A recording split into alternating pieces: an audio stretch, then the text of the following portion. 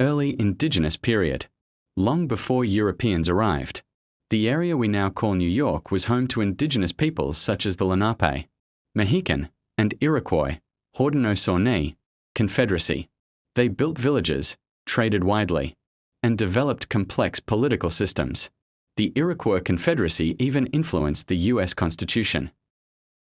A European exploration and Dutch colony, 1609 to 1664. In 1609, English explorer Henry Hudson, sailing for the Dutch, explored the river now bearing his name. The Dutch established the colony of New Netherland in 1624. The main settlement, New Amsterdam, grew on the southern tip of Manhattan Island and became a hub for trade, especially furs. British control, 1664 to 1776. In 1664, the British seized New Amsterdam without major fighting, renaming it New York after the Duke of York.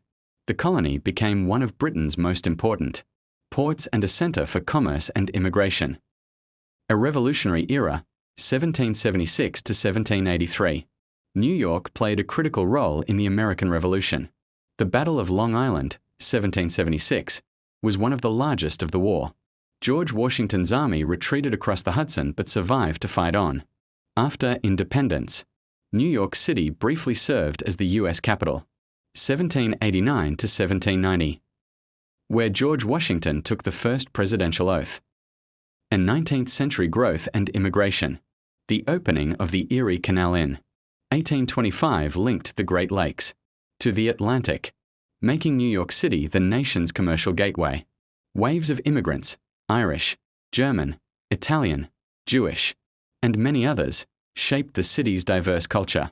By the late 1800s, New York became the largest U.S. city and a global financial center. 20th century, modern era.